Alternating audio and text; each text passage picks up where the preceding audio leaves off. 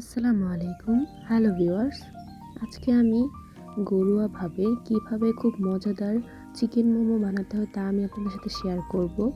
এখানে আমি চুলায় একটি প্যান বসিয়ে তার মধ্যে পরিমাণ মতো তেল ও পেঁয়াজ কুচি, পরিমাণ মতো মরিচ কুচি আমি দিয়ে দিব। তারপর আমি এটাকে নাড়তে থাকবো। পেঁয়াজটা যতক্ষণ না পর্যন্ত বাদামি রঙের হয়ে আসছে ততক্ষণ না পর্যন্ত আমি নাড়তে থাকবো।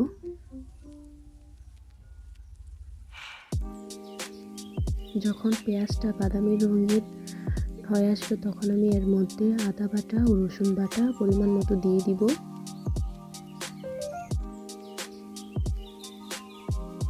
আবার একটু নেড়ে চেড়ে আমি এর মধ্যে যে মুরগির মাংস কিমা করে রেখেছি তা আমি দিয়ে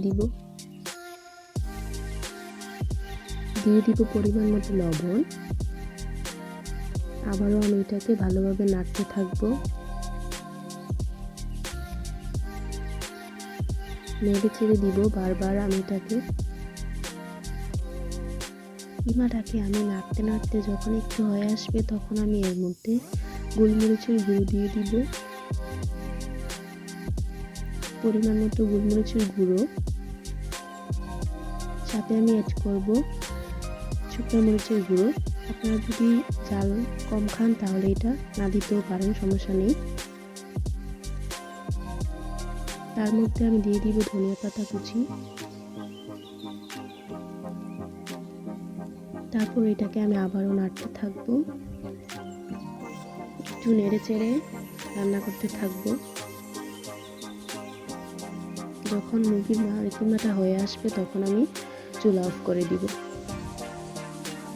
ফাঁকি এখানে আমি নিয়ে নিয়েছি ময়দা, দিয়ে দিব পরিমাণ মতো লবণ, পরিমাণ মতো হালকা সাদা তেল দিয়ে আমি এটাকে একত্রে মিক্স করব।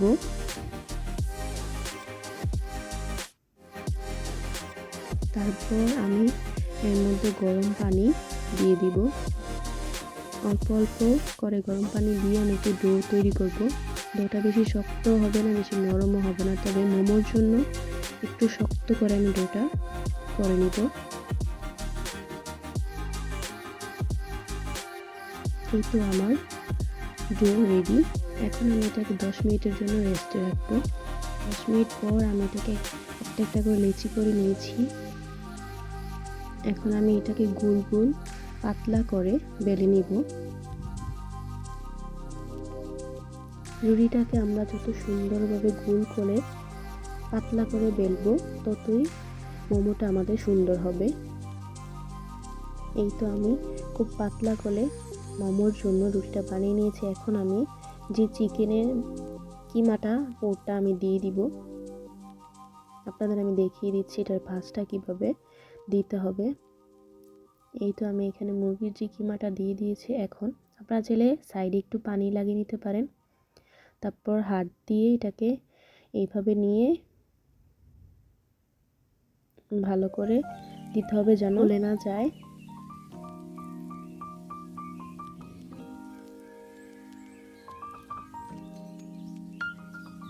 এই তো কত সুন্দরভাবে মোমোটা তৈরি করে নিয়েছি। এক এক করে আমি সবগুলা মোমো তৈরি করে নিব এইভাবে।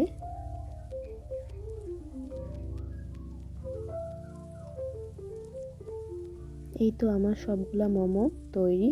এখন আমি রাইস কুকারে একটি পানি বসিয়ে একটি স্টিম দিয়ে এখানে তেল ব্রাশ করে নিয়েছি। এখন আমি এক এক করে সবগুলা মোমো দিয়ে দিব।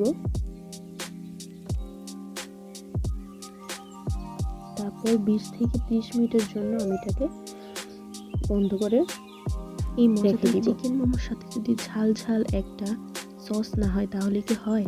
এখানে আমি একটি টমেটো, 3টি কাঁচামরিচ নিয়ে ব্লেন্ড করে নিব।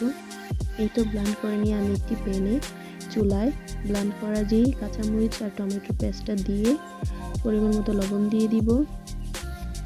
একটু বেশি করে আমি এখানে শুকনো মরিচের গুঁড়ো দিয়ে দিব, যেহেতু আমাদের এখানে ঝাল খাওয়া হয় একটু বেশি। তারপর আমি এর মধ্যে একটু পানি দিয়ে দিব। এই তো 20 মিনিট পর আমার মোমো রেডি, ঝাল ঝাল একটি সসের সাথে চিকেন মোমো। সো ভিউয়ার্স, যদি আমার রেসিপি ভালো লেগে থাকে আমার চ্যানেলটিকে সাবস্ক্রাইব করে দিবেন, পাশে থাকবেন। আল্লাহ হাফেজ।